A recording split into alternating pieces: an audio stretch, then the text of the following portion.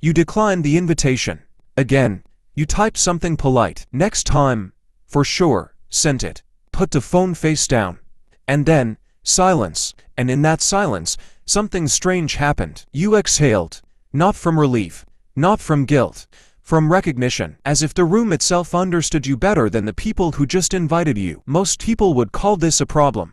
We are here to ask whether they are right. The world has a word for people like you. Introverted. It uses the word like a verdict. A mild deficiency. Something to manage. Therapists ask, do you struggle to connect? Parents ask, don't you get lonely? Friends ask, is everything okay? Everything is okay. This is the first paradox of the solitary mind. It does not experience its aloneness as lack. It experiences the crowd as noise, the party as subtraction, the small talk as a mild form of violence against thought. Carl Jung, who coined the very term introversion, never meant it as diagnosis. He meant it as direction.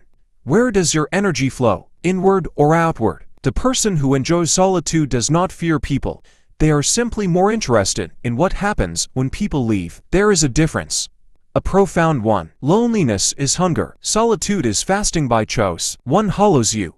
The other sharpens you. Neuroscience has a term, the default mode network. It activates when you stop doing, when the meeting ends, when the nose fades, when you stare out the window at nothing. For years, scientists called it the brain's idle state. Wasted time. Neurological screensaver. They were wrong. The default mode network is where the self is built, where experiences are processed, where meaning is assembled from chaos, where the question who am I is actually answered, not in conversation, but in the quiet afterward. The person who cannot tolerate silence cannot tolerate themselves. They fill every gap with sound because the sound drowns out something they don't want to hear. The person who chooses solitude has made a different peace. They have sat with the noise inside. They have learned its patterns. They no longer need external noise to mask it. This is not withdrawal. This is surgery. Precise.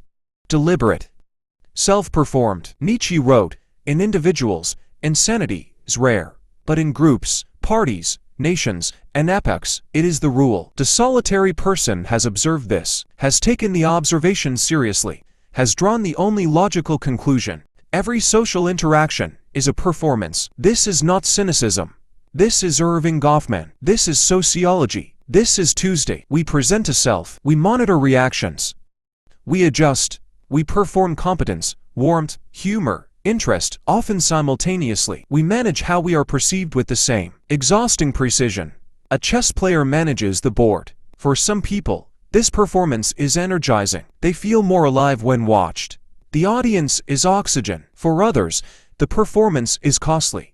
Not because they dislike people, but because they are aware of the performance in a way that makes it expensive. The person who enjoys solitude is often hyper-aware, hyper-observant. They notice the micro-expression that doesn't match the words. They feel the gap between what is said and what is meant. They track 17 social variables simultaneously without choosing to. After enough of this, they need to stop tracking. The room alone asks nothing of them. The room alone does not need to be read. The room is just the room. This is not misanthropy. This is metabolic necessity. Here is a truth about the solitary mind. It does not want more connections. It wants deeper ones. It would trade 50 acquaintances for one conversation that matters. It has little patience for surfaces, for weather and weekend plans and how are you that doesn't actually want an answer. It can perform these rituals, but it leaves them the way you leave a room where the air conditioning is too cold, grateful to go. This creates a specific social problem. The solitary person is often seen as aloof, difficult, hard to know. What is actually happening is more precise. They have high standards for intimacy, and they have learned that most social environments will not meet those standards. So they conserve. They wait.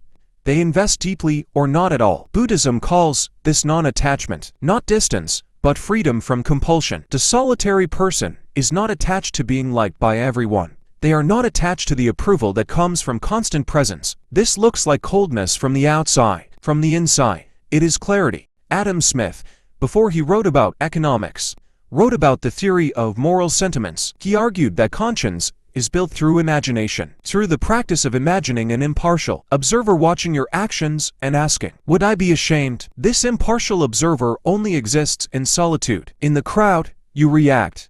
you perform. You are subject to the opinion of the room. In solitude, you reflect, you examine, you become your own judge, which is the beginning of becoming your own person. The solitary person builds something the social person rarely does: a rich, populated inner life, preferences that are genuinely theirs, values that haven't been borrowed from the group, an aesthetic sense, a moral sense, a perspective. This is why solitary people are often the ones who create things. Not because isolation is romantic, but because creation requires a self that has been assembled, apart from the crowd's instructions. You cannot write a book by committee. You cannot paint a vision that belongs to everyone. You cannot arrive at a thought that is genuinely yours if you have never been alone long enough to think it. Rilke knew this. He told a young poet, "Go into yourself, not as retreat, as excavation. There is a trap." The person who enjoys solitude sometimes becomes attached to it, confuses preference for superiority, mistakes the need to recharge for proof that people are not worth their time. This is the dark turn, the shadow side. Solitude chosen freely is power. Solitude used as armor is fear. The difference is whether you could walk into the room if you chose to, whether you could be moved by someone else's grief, whether could lower your standards just once and be ordinary in an ordinary crowd, and find something real in it. The Zen masters called this returning to the marketplace. After years in the mountains, the enlightened one comes back, not to teach, not to convert, just to be among people, fully, without needing them to be different. The goal of solitude was never permanent exile. It was to become someone who can be alone, and therefore someone who can truly be with others, without desperation, without performance, without needing the room to reflect you back to yourself. So, you declined the invitation. Here is what that might mean. It might mean you are tired in the specific way that only crowds produce. It might mean you know, without shame, what you need. It might mean you have built something inside yourself that requires quiet to maintain. Or it might mean you are hiding, and you should notice the difference. The person who has truly made peace with solitude does not need to defend it, does not need this video to validate it, does not calculate whether they are the right kind of introvert. They simply know themselves.